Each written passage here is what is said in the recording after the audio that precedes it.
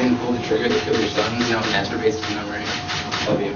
911, what are you reporting? Someone's shooting at Freeman High School. Someone's shooting at Freeman High School? Yes, it sounds like somebody's shooting at Freeman High School. This is Caleb Sharp. On September 13th, 2017, Caleb Sharp brought several weapons to Freeman High School and started shooting at his classmates. He killed one student, Sam Strawn, and wounded 3 girls. He also caused fear and panic among many others who witnessed the shooting. I started running and was so scared because I felt like I was running in slow motion. I began thinking, there's absolutely no way I'm getting out of this. Caleb Sharp was subsequently arrested and brought before the court to face the consequences of his actions. As if his crime was not outrageous enough, his reaction to his sentence was even more dramatic. I'm sorry to every single person I forced PTSD upon. I'm sorry to all the people who can't go out in public anymore. The mother of the late student, Amy Strawn, was in attendance with her daughter, Emily, and she and Sharp's other victims had some things to say to the killer of her child. As I lay there, I watched him walk by me with the most emotionless face I've ever seen, shooting at my classmates as they ran in fear of their lives into classrooms. The fact that Gracie survived is remarkable. The fact that she can walk is a miracle. In his defense, Brooke Foley, Sharp's public defender, argued that due to his age and immaturity at the time of the shooting, Sharp should be considered a youthful offender and receive a sentence below the standard range. You will hear that Caleb Sharp was an immature 15-year-old, that he had neurocognitive disorders, and his youthfulness should be the basis to find him less culpable for his criminal conduct. Foley requested a 20-year fixed sentence, but the judge did not agree. Lots of kids have ADHD, but they don't go shoot up a school and try to kill as many of their classmates as they can. The defendant, Caleb Sharp, in the state of Washington, on or about September 13th, 2017, did intentionally assault. Sure, the court would accept your plea today and would find you guilty as charged. Caleb Sharp pleaded guilty to premeditated murder and attempted murder and was sentenced to 40 years to life in prison, with credit for nearly 5 years served. Sharp will be in prison for at least the next 35 years, making him eligible for parole at age 55. However, let's compare the apologetic reaction of Caleb Sharp to the astonishing outburst by T.J. Lane during their sentencing. T.J. Lane is a teenager who shot up Chardon High School in Ohio on February 27, 2012. Chaos erupted at the school as multiple calls flooded the Ohio Police Department, reporting an active shooter within the premises. Chardon High School, we had shots fired, gunshots, multiple gunshots. Chardon High School, we need police up here. There's someone in the building with a gun.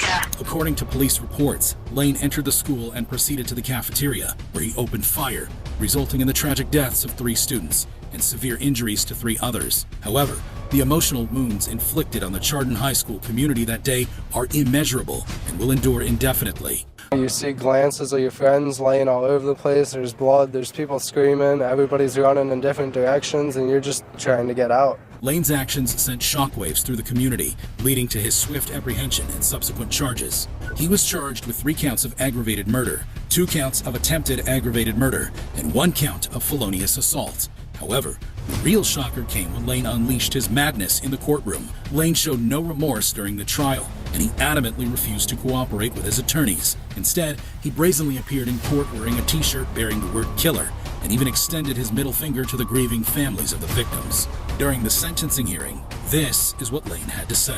Satan pulled the trigger to kill your son, masturbates to memory. Love you. This statement sparked outrage and disgust, not only among the victims' families, but also throughout the entire nation. Lane received 3 life sentences in prison without the possibility of parole. Remarkably, he remained emotionless and unremorseful, showing no reaction when the sentence was pronounced. However, while T.J. Lane's behavior raised eyebrows, it's nothing compared to the actions of Ethan Crumbley during their trial. On November 30th, 2021, 15-year-old Ethan Crumbley, a student of Oxford High School in Michigan, carried out one of the state's most devastating school shootings. Armed with a loaded 9mm semi-automatic handgun that he had acquired just 4 days prior, Crumbley executed a horrifying plan he had detailed in his journal to commit the biggest school shooting in Michigan's history. Tragically, he turned this plan into reality, claiming the lives of 3 students and injuring 8 others. I have 2 deaths. I have a kid standing next to the guy that got shot right in the back of the head so he could watch, with the murderer saying right to him, lay down to the ground and go right next to him. If you thought Crumbley had reached the depths of depravity with his crimes, wait until you see their shocking behavior during the proceedings. Crumbley pleaded guilty to all charges, having been accused of taking the lives of 4 students and causing injuries to 7 others, including a teacher. Now, we're not willing to take that risk right now. I can't hear you. We're not taking that risk right now. Okay, well, come to the door and look at my bag, bro. Yeah, bro. He said bro. Red flags. The emotional toll of Crumbly's actions was visible in the courtroom. Crumbly admitted to taking the lives of each victim, confirming their identities by name. You deliberately, with the intent to kill, and with premeditation, use a 9mm handgun and shoot and kill Miss Madison Baldwin, and shoot and kill Mr. Tate Meyer, and shoot and kill Miss Hannah St. Julian, to shoot and kill Mr. Justin Schilling. He confessed to retrieving the gun used in the shooting from an unlocked container in his home on the day of the incident. Crumbly revealed that he had concealed the weapon in his backpack and later used it in a bathroom to carry out the attack. Is it true that while inside the boy's bathroom, in the stall of the bathroom, you removed the handgun from your backpack? Yes. Is it true that you ensured that the handgun was loaded? Yes. Is it true that you exited the bathroom approximately 12:51 p.m. on November the 30th, 2021? Yes. Is it true that when you exited the bathroom, you began shooting at students and staff members of the Oxford High School? Yes. Contradicting his parents' claims that the gun was securely stored, Crumbly stated that he had given his father money to purchase the firearm he used in the mass shooting, and that it was easily accessible. Bathroom began shooting, moved through hallways, back through hallways, and was apprehended in the hallway. Crumbly now faces the possibility of life in prison without the chance of parole. Despite his lack of emotion during the plea bargaining, his attorney, Lofton, had considered an insanity defense, but after the hearing, she concluded that it was challenging and that her client had chosen to plead guilty instead. Why did you change the plea? Originally, we filed a notice of insanity, and based on the conversations that we've had and the review of the discovery, we felt it appropriate to withdraw that and have him plead guilty today. However, Crumbly isn't alone in their courtroom actions. Let's not forget the infamous incident involving 19-year-old Nicholas Cruz. My name is Nick, and I'm going to be the next school shooter of 2018. My goal is at least 20 people with an AR-15 and a couple tracer rounds. I think I can get done. You're all going to die. Pew, pew, pew, pew, pew. Who carried out a mass shooting at Marjorie Stoneman Douglas High School in Parkland, Florida on February 14th, 2018. Cruz, a former student of the school, unleashed a barrage of gunfire on students and staff, resulting in the tragic loss of 17 lives. He fled the scene but was apprehended in Coral Springs about an hour later. What's going on today, bro? The demons, man. Demons? The voices. This senseless act of violence became the deadliest high school shooting in U.S. history. The Broward County Sheriff's Office was criticized for its handling of the police response. They were faulted for not acting on multiple warnings about Cruz and for choosing to wait outside the school rather than confronting him immediately. During the trial, Cruz showed no remorse, even laughing at one point. On October 20th, 2021, Cruz pleaded guilty to all charges. The prosecution had sought the death penalty, but the jury ultimately proposed a life sentence in prison without the possibility of release. The survivors and the families of the victims gave heartbreaking and furious testimony.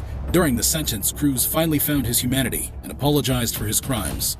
And I love you, and I know you don't believe me, but I have to live with this every day, and it brings me nightmares, and I can't live with myself sometimes. But I try to push through because I know that's what you guys would want me to do.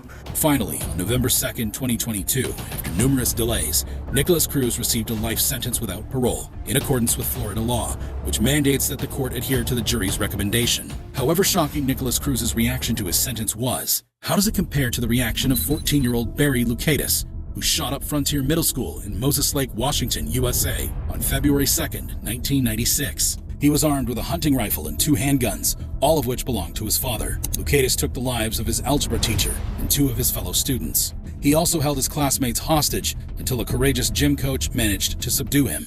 Saw this guy with a gun. Unfortunately, he got another round off before I could grab him. Lukatis came from a troubled home and his parents divorced in 1996. Psychologists hired by the defense believed that Larry Lukatis may have been suffering from depression or bipolar disorder. At the same time, Dr. Alan Eunice, a professor of psychiatry and behavioral sciences at the University of Washington and a prosecution witness, diagnosed him with dysthymic disorder. The Spokane Court of Appeals was divided on whether they should try Lukatis as an adult or a juvenile. Eventually, they decided to try him as an adult. In July, Judge Evan Sperline allowed court-appointed psychiatrist Joan Petrick to present testimony regarding Lukatis' mental health. However, due to the intense media attention, the trial was moved from Spokane to Seattle, Washington. While the magnitude of Lukatis' crimes is daunting, their courtroom behavior will leave you in disbelief. All of you are good people, and hell is knowing that you have done something to good people, and that you can never make it right. During the legal proceedings, Lukatis showed no remorse. He pleaded insanity on all charges, but was sentenced to life imprisonment. However, in 2012, The U.S. Supreme Court ruled that individuals convicted of committing capital crimes when they're under 18 cannot receive automatic life sentences without the possibility of parole. This policy was applied in 2016. In a resentencing in 2017, Loukatis offered his first apology, acknowledging his weakness and poor judgment. He was ultimately sentenced to 189 years in prison. However, just when you think you've seen it all, another convict surpasses Loukatis' strange courtroom display. Enter 18-year-old Devin Erickson and 16-year-old Alec McKinney, who caused a horrifying event in 2019 when they shot up STEM School Highlands Ranch in Douglas County, Colorado. I believe we share equal responsibility for everything that happened. Why? No one tried to stop anyone. No one forced anyone into this. We were both mutually agreeing. Armed with multiple weapons concealed in a guitar case, Erickson and McKinney entered the school and unleashed a barrage of random gunfire on unsuspecting students. Amidst this chaos, a hero emerged in the form of fellow student Kendrick Ray Castillo. Castillo bravely confronted Erickson, seeking to stop the rampage, but tragically, he was fatally shot in the chest during this heroic act. McKinney was tackled to the ground by an armed security guard. Both shooters were apprehended, bringing an end to their terrifying assault. In total, 8 people were injured in the ordeal, and Kendrick Castillo's heroic sacrifice saved the lives of numerous innocent individuals. As if Erickson and McKinney's offenses weren't enough, their demeanor in court will leave you dumbfounded. Erickson and McKinney were charged with a staggering 48 counts, including first-degree murder. Devin Erickson, who was 18 years old at the time of the attack, faced a life sentence without the possibility of parole. In June, he was convicted on 46 charges, including the murder of Kendrick Castillo. Alec McKinney, who was underage during the shooting, received a different sentence. He was sentenced to life in prison with the possibility of parole after serving 40 years. Both students remained cold and unmoved by the sentence. However shocking, Erickson and McKinney's reaction to their sentence was, how does it compare to the reaction of 14-year-old Michael Carneal, who, on December 1st, 1997, carried out a disastrous shooting at Heath High School in West Paducah, Kentucky? I think gunfire. Where's the shot fired? Where? Where? In the lobby of the high school? Ma'am, is anyone injured? I think so. Michael Carneal brought 3 guns to school, hidden under a blanket and in his backpack. He pretended that the blanket-covered guns were an art project and asked his sister to help him carry them. He arrived at school around 7:45 a.m. and joined a group of students who were praying in the lobby. He put earplugs in his ears and took out a .22 caliber pistol from his backpack. He then opened fire on the unsuspecting students, killing 3 girls and wounding 5 others. He stopped shooting when the school principal confronted him and asked him to hand over the gun. He surrendered without resistance and was arrested by the police. The shooting shocked and devastated the school community and the victims' families. I'm forced to continue with every day getting harder and harder as the years pass. He's now an adult in prison serving time for the actions of a child. I have to think that after 25 years, he is a different person than he was that day. Carneal had no apparent motive for his violent act, but he later revealed that he had been bullied by some of his classmates and suffered from mental health problems. It is something that is inside my mind. This is produced by my mind. He believed that someone was watching him through vents and windows and that he had to cover them up. He also heard voices in his head that told him to do things. After the shooting, he was evaluated by mental health experts who diagnosed him with schizophrenia. While the magnitude of Carneal's crimes is daunting, their courtroom behavior will leave you in disbelief.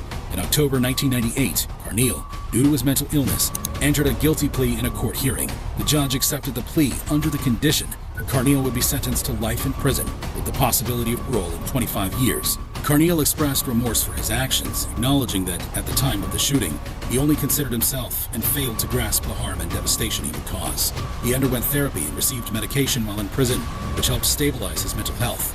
However, his chances of parole became uncertain, and he testified that he still hears voices in his head, similar to the ones that had driven him to open fire in December 1997. Despite the violent nature of his actions, Carneal described himself as not inherently violent. It makes me feel terrible that I hurt anybody. I mean, my friends or not my friends or anybody, it makes me feel terrible that I did that to anybody at all. However, while Carneal's actions can be attributed to mental illness, his reaction pales in comparison to the unfathomable behavior of Evan Ramsey. Got onto the bus, went to school, took the shotgun out of my pants in the Arctic entryway, went around the corner, shot into the crowd. On February 19th, 1997, a school shooting took place at Bethel Regional High School in Bethel, Alaska.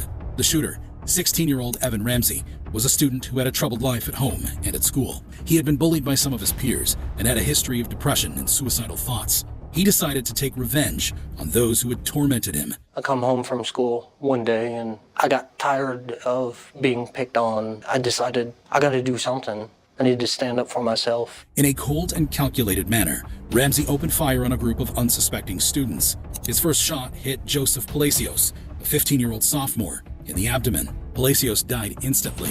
Ramsey then shot 2 more students, who both survived but suffered serious injuries. Ramsey continued to walk around the school looking for more targets. You're standing approximately where Ivan was. He was moving, and I said, "Give me the gun." When I said that one time, he pointed it at me, and that's when he said, "Do you really want this gun?" He encountered Ron Edwards, the school principal, who tried to stop him. Ramsey shot him in the chest, killing him on the spot. He then went to the common area, where he exchanged fire with police officers who had arrived at the scene. There was a shot that was, the gun went off on its own when I was at the stairwell and it fired into a locker. The police officer fired a shot back at me. It was at the moment that I got shot at that I changed my mind. I yelled, "I don't want to die," and I threw the shotgun down, and then the police apprehended me. Ramsey was not hit by any bullets, but he realized that he did not want to die anymore. While the magnitude of Ramsey's crimes is daunting, his courtroom behavior will leave you in disbelief. Ramsey was arrested and charged with 2 counts of first-degree murder, 3 counts of attempted murder, and 15 counts of assault. He was tried as an adult and found guilty on all charges. Do you cry for the people who died?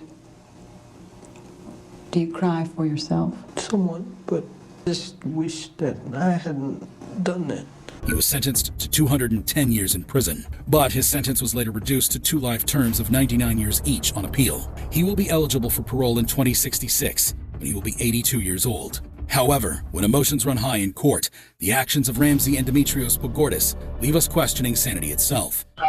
More shots fired, additional shots fired. They're having a shooting at the high school, have an officer down, shooter not in custody. Dimitrios Pagortis, a 17-year-old student, killed 10 people and wounded 13 others in a school shooting in Santa Fe High School in Texas. One of the most heinous attacks that we've ever seen in the history of Texas schools. Pagortis used a shotgun and a revolver that he had taken from his father's closet to open fire on an art class at 7:32 a.m. He was confronted by 2 school resource officers and exchanged gunfire with them, injuring one of them. He eventually surrendered to police after hiding in a closet for about 30 minutes. He had posted pictures of his weapons and a t-shirt with the slogan, "Born to Kill." He first opened fire with a shotgun in which he shot one of my other friends in the head, and her body fell down not too far away from where I was under the table. That is when he turned like this and opened fire with the revolver. So he had 2 guns? He had 2 guns, yes sir. A sawed-off shotgun and then a revolver. He claimed that he had been bullied by some students and coaches at the school, but the school denied these allegations. One of his former teachers described him as quiet but not creepy, and said that he never showed any signs of violence or aggression in his class. A classmate had this to say. Music, making jokes while he was doing it, had like slogans, like rhyme and stuff he kept saying. What was he saying? Like every time he'd kill someone, he'd say another one bites the dust. Pagortis was charged with capital murder of multiple people and aggravated assault against a public servant. He was held without bond at the Galveston County Jail. Because he was a minor at the time of the shooting, he could not face the death penalty or life without parole. He faces a maximum sentence of life imprisonment with the possibility of parole after 40 years if convicted. He appeared calm and emotionless in court, answering every question without hesitation. Students organized a candlelight vigil to honor the victims on the same day of the shooting. 10 white crosses were placed in front of the school to memorialize the deceased. The family of Pagortis released a statement expressing their condolences to the victims and thanking the first responders for their help. However, just when you thought you'd seen it all, another convict surpasses Pagortis' courtroom display. Shut up! You shut up. What are you gonna do? Shut up! Keep following me and I'm you up. Enter Andy Williams. On March 5, 2001, a tragic shooting took place at Santana High School in Santee, California. The shooter was Charles Andrew Williams, a 15-year-old student who had recently moved from Maryland. According to some reports, Williams had been bullied and harassed by other students at Santana High School. He also tried to talk to a school counselor a few weeks before the shooting, but was turned away because the office was too busy. He had told some of his friends about his plan to shoot up the school, but they thought he was joking. He had also intended to commit suicide by cop, but changed his mind at the last moment. Williams began his rampage in the boys' bathroom, where he shot and killed Brian Zukor, a 14-year-old freshman. He then walked out of the bathroom and fired randomly at other students and staff members, wounding 13 people and killing Randy Gordon, a 17-year-old senior. Williams returned to the bathroom several times to reload his weapon and continue shooting. He was confronted by a group of police officers who had arrived at the scene within minutes of the first shots. Williams dropped his gun and surrendered peacefully, saying, "It's only me." Williams was later convicted of 2 counts of first-degree murder and 13 counts of attempted murder. His father had this to say. I do not condone what he did. I do not condone the way he went about trying to resolve his issues whatsoever. He made a very bad choice. I can't change that. He was sentenced to 50 years to life in prison, with the possibility of parole after 50 years. He is currently serving his sentence at Ironwood State Prison in Blythe, California. If you thought these reactions